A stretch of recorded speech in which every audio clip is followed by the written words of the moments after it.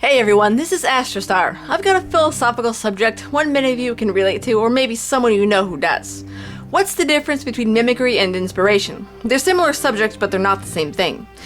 Inspiration is finding yourself fond of a trait of another person and blending that trait with all of your traits, adapting it into your own persona. It's changing that trait, interpreting that trait with the personality you came with so that, even though it was inspired, it's still totally you speaking through. I really like my sister. I want to show everyone how much I love her by emulating her positive attitude. Her favorite color is blue and she likes wearing it, but that color's ugly and I wouldn't be caught dead wearing it. She's such a hippie though. I'll wear a blue bracelet to remind me of her, but one that shows off my own flair.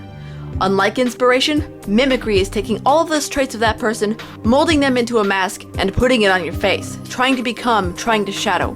What purpose is usually served by placing a mask on your face? The purpose is to hide yourself and to, simultaneously, promote yourself as a character represented by the mask. I love my sister. Everyone likes her. I want to show everyone how cool I am by being exactly like her. Her favorite color is blue, so I'll wear blue even though I don't like it. I'll even dress like her. I hate hippies, but I want people to associate me with her when they see me, so I'll wear hippie clothes. Mimicry is a security blanket. What you're telling the world when you copy, when you mimic another person, denying telling yourself most importantly, is that you are insecure with yourself and that you're in no way, shape, or form as good as that person you so want to be. You want to be liked, you want to be loved, so you not merely take the key traits that made the person lovable and use them to build yourself, but you overhaul your whole identity and remodel it to the shape and form of your idol so you too can get the love. But what you'll find instead is that it doesn't work in the way you thought it would. You don't get the same praise and love as your idol. People end up calling you a copy of that other person, putting you in a position of defense and denial. And frankly, you end up being a worse version of yourself and a cartoonish version of the person you copied. To accurately portray that person you copied from the outside, you need to have their life experiences and deepest, most private thoughts, things which form your idol's exterior.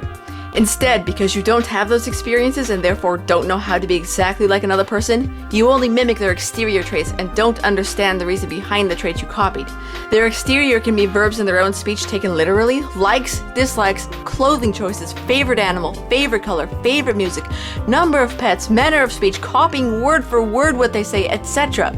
As the idol's exterior changes, the copier immediately changes to match it. The copier can only go by what they see and hear them say. The copier does not know the person inside, and they never will. They only ever end up acting like their idol. Acting is fake. The inside of the person is what creates the outside of the person. Copycats copy the outside first, and layer it over themselves. If you're creating the outside first, then you're empty inside. That's like baking a crust before the bread, when it's the whole dough roll that makes the crust, and it's the crust that forms with its experience in the oven combined with its chemical and nutritional makeup on the inside. We all like the inside. Not too many of us like the crust. Or, to return to the mask analogy, you're blocking your personality from molding and decorating your exterior by covering yourself up. You're putting the skin of a lion over the body of a flamingo. It just doesn't fit. The flamingo beneath the lion's skin, trying to act like the lion, trying to be the lion, will probably scare off the other flamingos not because they see a terrifying lion. They know it's a flamingo, but because they're tired of the silliness. When that flamingo in lion skin goes to the pack of lions to mingle with its idol, the lion, what do you suppose the lion is going to feel? Well, besides hungry, he probably won't be too impressed seeing a flamingo with sagging lion skin mirroring his every move. The person on the inside is what makes them lovable.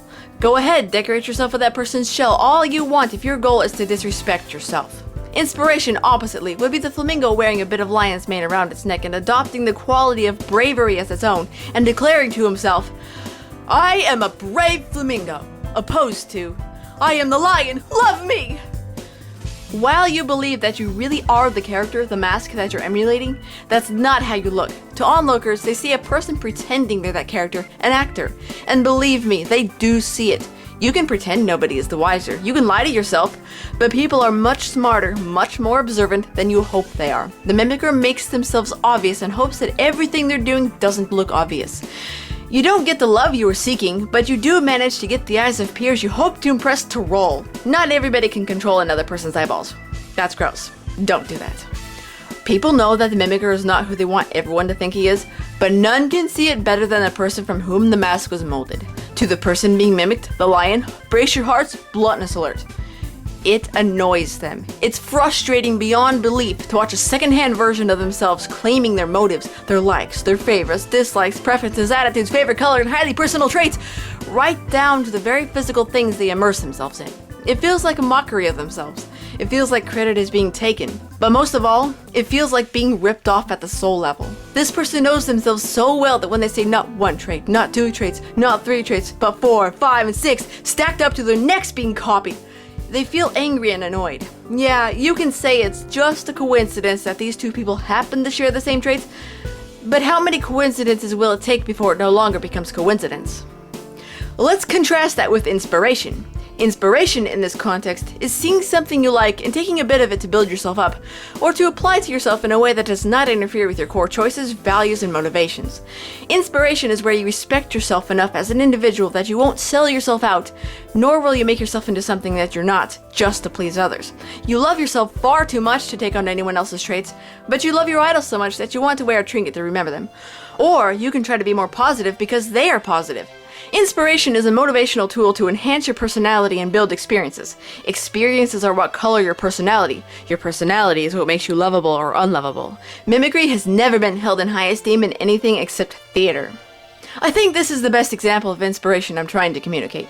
I'm an artist. I write and write and write, draw and draw and draw, putting expression into everything I touch, including my uploads. Not even joking, every waking second of my life, I'm laying thoughts down in a visible format, from the colors I choose to the tone of my voice.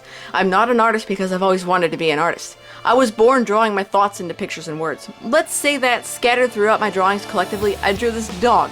This dog, I publicly say, is my pet that passed away. I loved him so much. I draw scenes of a person with my likeness and the dog playing together, and the drawn dog looks like my pet. I get positive feedback on my work. Someone who has been watching me for some time finds themselves inspired by how well I can draw that they're now inspired to create art of their own when they've never even drawn before. When asked by a stranger why they're drawing a picture of a dragon, this person says, "She inspired me to do art, despite that I've never drawn dragons." That's a lie, I love dragons. Or, let's say that person draws the dog. He replies, "I draw her dog because I love the feeling she puts into it and I want to put my own spin on her work. I can't draw as well as her, but this is my tribute to her. I love how she inspired me to be an artist. I can't wait to start drawing all the things I've ever wanted." He isn't claiming the dog is his. What this inspired person is drawing is nothing related to the dog in either case. It's related to their own interests. I have inspired him to become an artist. There's a difference between this, which is inspiration, and the next bit, which is mimicry. Another person who has never drawn before draws a dog. When asked by the stranger why they drew the dog I always draw, this person says, "Everybody draws dogs. I know what looks like her dog, but I came up with it myself." Even the blue socks? I like them.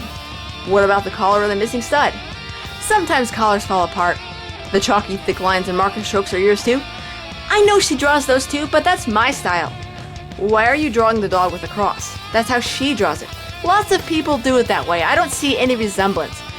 Well, her dog died, that's why she puts the cross on hers, but why do you? It's just my own little thing. I'm Christian. What ends up happening is the mimicker speaks defensively, trying to rationalize it. It isn't sincere. Maybe yes, the mimicker has genuinely been inspired to do art, but what about the subject within and the tools used to create that artwork? They end up claiming things, those exterior things, as their own, all amounting to more than coincidence, and this is where it becomes irritating for the person being mimicked. It feels like you're being robbed on an ideological level. I hate lots of things about myself. There are things about me I regret. There are experiences I wish I've never had. There are also things about myself that I love, not out of conceit, but genuine self-love. I've had marvelous experiences in my life. Things I hate and things I love have led me down to my own collective original life experiences. The good, bad, terrifying, idiotic, tragic, fun, and private, which have built up to shape me into the person I am. All the things I love, all the things I'm into, down to the very flavor of personality I own, I owe to my original life experiences. I love myself far too much to ever want to be like another person. However, I've had a few idols in my life from whom I found inspiration, and those idols have shaped me. The only ways in which I want to be like another person is in their character and their attitudes. If core traits are what shape the outside being what is mimicked, then isn't it the core trait of the idol that ought to be the focus of the mimicker? Use that mimicking part of your personality wisely by mimicking the inside, not the outside of the person, and you'll become the person you really love and want to show off. Yourself. It's better to be a first-rate version of yourself than a second-rate version of someone else. Thanks for hearing me out.